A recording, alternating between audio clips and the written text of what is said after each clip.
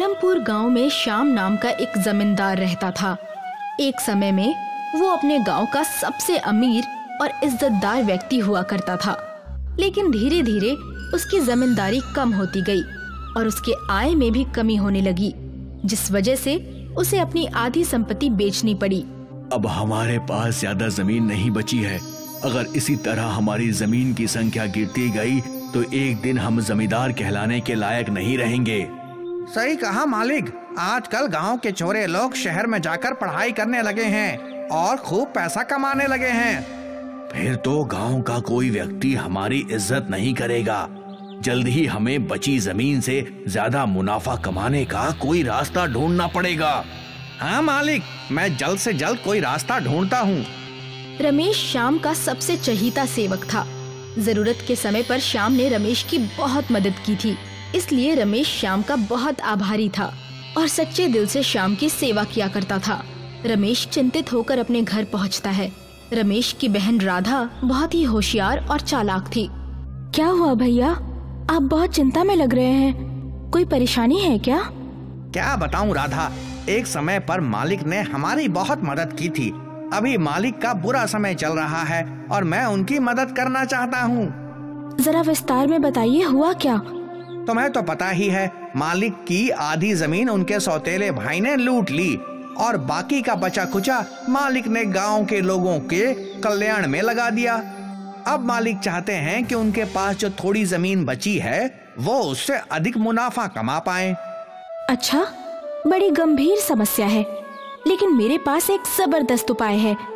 क्यों ना मालिक अपने बचे जमीन पर मिनी गौशाला फार्मिंग करे? क्या मतलब, मैं समझा नहीं। पास के गांव के जंगलों में मिनी गाय मिलती है। उनको रखने के लिए जगह कम लगेगा और उनका गोबर बहुत उपजाऊ होता है, जिसका खाद बनाकर हम मिनी फार्मिंग कर सकते हैं, जिसकी मदद से मिनी सब्जियां और फल उगाई जा सकती हैं। कम जगह में ज्यादा का फायदा, लेकिन गाय को ढूंढना बहुत मुश्किल है। वाह वाह वाह, क्या आइडिया है। मैं अभी जाकर मालिक को यह बताता हूँ। लेकिन अभी तो रात के 10 बज रहे हैं। इतना शानदार आइडिया सुनाने के लिए इंतजार नहीं कर सकता। रमेश दौड़ते हुए मालिक के पास जाता है। क्या बात है रमेश, इतनी रात में कैसे आना हुआ? मैं अपने कमरे में सोने जा रहा था, लेकिन सेवक ने बताया कि तुम आए हो। अब इतनी रात में आए हो तो कोई बहुत जरूरी काम ही होगा। हाँ सही कहा मालिक, मेरी बहन राधा ने एक जबरदस्त आइडिया दिया है। इतना बोलकर रमेश श्याम को सारी बात बताता है। उसका आइडिया सुनकर श्याम बहुत खुश हो जाता है। वाह, क्या जबरदस्त आइडिया है। मैं अभी ये ऐलान करता हूँ, जो जंगल से मिनी गाय को ढूंढ कर ले आएगा, मैं उसे इनाम में अपनी बेटी की शादी उससे करवा दूंगा। रमेश अगले दिन गांव में ऐलान कर देता है कि जो भी जंगल से मिनी गाय पकड़कर लाएगा, उसे जमींदार से बहुत बड़ा इनाम मिलेगा। लेकिन गांव का कोई भी व्यक्ति जंगल जाने को तैयार नहीं होता है। श्याम रमेश को जंगल से मिनी गाय पकड़ने की जिम्मेदारी देता है। मालिक, जंगल जाकर उस मिनी गाय को पकड़ना इतना आसान भी नहीं है। गांव का एक भी व्यक्ति जंगल जाने को तैयार नहीं है। इसमें कौन सी बड़ी बात है? कोई व्यक्ति जंगल क्यों नहीं जाना चाहता? वो बहुत ही घनघोर और डरावना जंगल है। वहाँ जाकर वापस आने की बहुत कम उम्मीद होती है। ये तो बहुत चिंता की बात है। तभी गांव के 2 व्यक्ति जमींदार की बेटी से शादी करने के लालच में जंगल जाने को तैयार हो जाते हैं। मैं जंगल जाकर आपके लिए मिनी गाय लेकर आऊंगा, लेकिन बाद में अपने वादे से मुकरिएगा नहीं। चंगू मंगू बहुत लालची थे, इसलिए दोनों बकरी को गाय की तरह रंग करके ले आते हैं। ये मिनी गाय मैंने आपके लिए खास जंगल से लेकर आई है। हाँ, बहुत मुश्किलों का सामना करके हम ये गाय को पकड़ पाए हैं। ये गाय कुछ ठीक नहीं लग रही। रमेश बकरी को डंडे से मारने का नाटक करता है। बकरी मैं करके भाग जाती है। चंगू मंगू का झूठ सबके सामने आ जाता है। रमेश, मैं तुम्हारे अलावा किसी पर विश्वास नहीं कर सकता। अब ये काम तुम्हें ही करना पड़ेगा। मैंने ये जिम्मेदारी तो ले ली, लेकिन गांव का कोई भी नौजवान जंगल जाकर मिनी गाय पकड़ने को तैयार नहीं है। अब मुझे ही कुछ करना पड़ेगा। रमेश अकेले ही जंगल जाकर मिनी गाय को पकड़ने का फैसला करता है। वो ट्रैक्टर लेकर जंगल की ओर निकल जाता है और 2 दिन लगातार ढूंढने के बाद रमेश को मिनी गाय मिलती है। इस मिनी गाय को देखकर मालिक बहुत खुश होंगे। इससे मालिक की सारी समस्याएं हल हो जाएंगी। रमेश उस मिनी गाय को अपने ट्रैक्टर में चढ़ा लेता है और गांव की ओर निकल जाता है। श्याम मिनी गाय को देखकर खुश हो जाता है। शाबाश रमेश, मुझे तुम पर गर्व है। जो काम गांव का कोई व्यक्ति करने के लिए तैयार नहीं हुआ, वो काम तुमने अकेले कर दिखाया। एक समय पर आपने मेरी मदद की थी, मैं तो बस अपना फर्ज निभा रहा हूँ। इस मिनी गाय की मदद से कल से ही फार्मिंग शुरू कर दो। रमेश और उसकी बहन राधा मिलकर मिनी गाय का ख्याल रखने लगते हैं और उस गाय के गोबर से खाद बनाकर शाम के बचे हुए जमीन पर खेती करने लगते हैं। देखते ही देखते कुछ ही दिनों में शाम की जमीन पर लहराती फसल हो जाती है। ये देख शाम बहुत खुश होता है। क्या बात है, तुमने मेरा दिल खुश कर दिया। मैं अपने वादे के अनुसार अपनी बेटी की शादी तुमसे करवाता हूँ। ये तो मेरा सौभाग्य है मालिक। श्याम अपनी बेटी की शादी रमेश से करवा देता है। रमेश मन लगाकर खेती करने लगता है और कुछ ही समय में उसकी मेहनत रंग लाती है और खेत में मिनी सब्जियां उगने लगती हैं। सब्जियों की बाजार में बहुत डिमांड है। ये सब्जी दिखने में तो छोटी हैं, लेकिन भरपूर पोषक तत्वों से भरी हुई हैं। ये सब इन मिनी गाय के गोबर का कमाल है। तुम और राधा अपनी जान लगाकर मिनी फार्मिंग नहीं करते तो मैं तो रोड पर आ जाता। तुम दोनों का बहुत बहुत धन्यवाद। आपने मुझ पे भरोसा रखा, ये बहुत बड़ी बात है। मैं हमेशा ऐसे ही मेहनत करूंगा और इस मिनी फार्मिंग को आगे तक लेकर जाऊंगा। रमेश खूब मेहनत करता है और उसे मिनी फार्मिंग में बहुत मुनाफा होता है, जिसकी वजह से वो उस गांव का सबसे अमीर व्यक्ति बन जाता है। सुमेरो गांव के किसान हरीश को अपनी पत्नी कंचन से 3 बेटे हुए। जब हरीश की उम्र बहुत ज्यादा हो गई तो उसने खेतों में काम करना छोड़ दिया। अब तो मुझसे पहले जैसा काम नहीं होता। सारा दिन कमजोरी लगती है। अब वक्त आ गया है, आपको काम का सारा बोझ तीनों में बांट देना चाहिए। अरे खेतों की जिम्मेदारी किसे दो? सबसे लायक बेटा कौन है? ये कैसे पता चलेगा? आप तीनों की परीक्षा क्यों नहीं ले लेते?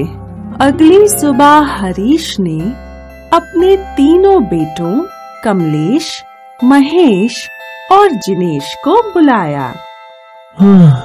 तुम तीनों में से जो सबसे ज्यादा जिम्मेदार होगा, मैं अपने खेत उसी बेटे को दूंगा। बाबूजी, सबसे लायक मैं ही हूँ। तुम दोनों मुझसे छोटे हो और ना समझ भी। सबसे लायक मैं हूँ। नहीं, मैं हूँ लायक। इस बात का फैसला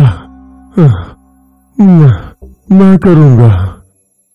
अगले दिन हरीश ने सुबह सुबह तीनों बेटों को गाय की बाड़ी के पास बुलाया।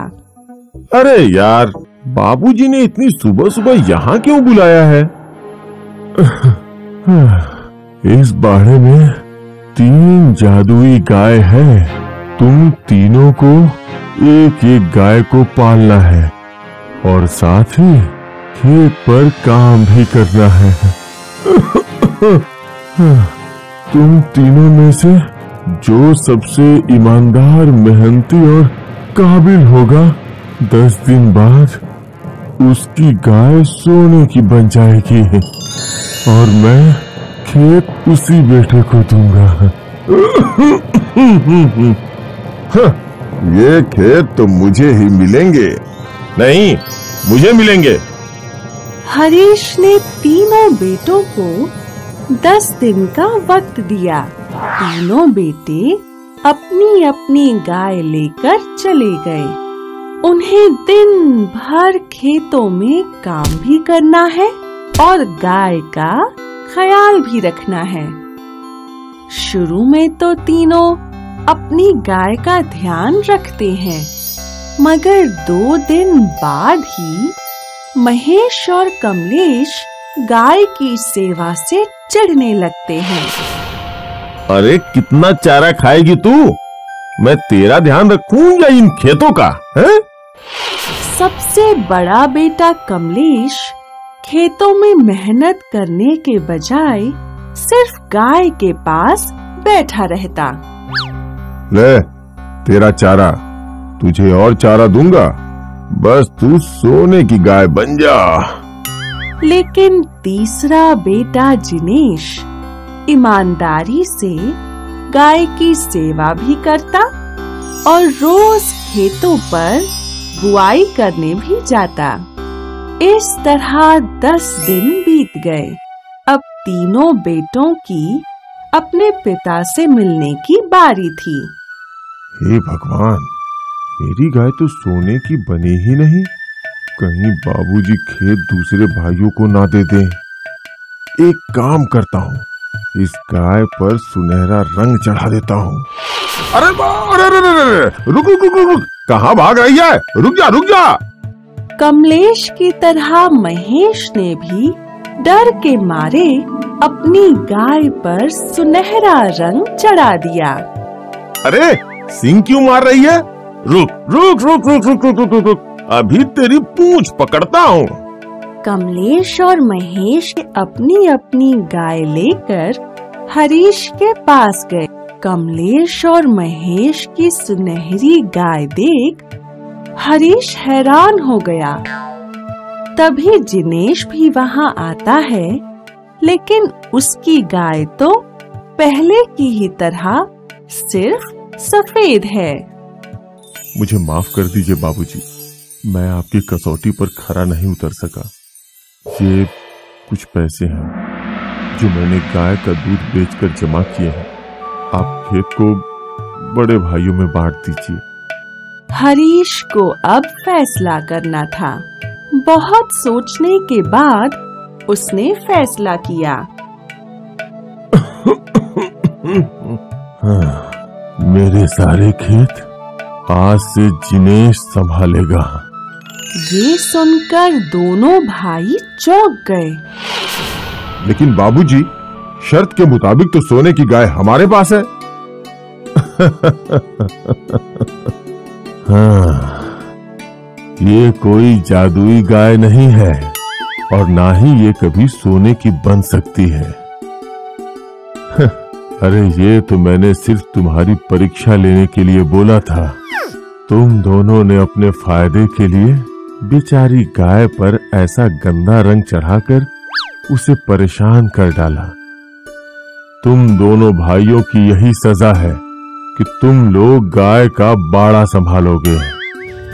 इस कहानी से हमें ये शिक्षा मिलती है कि जो व्यक्ति फल की इच्छा किए बिना ईमानदारी से अपना काम करता है, सफलता उसे ही मिलती है।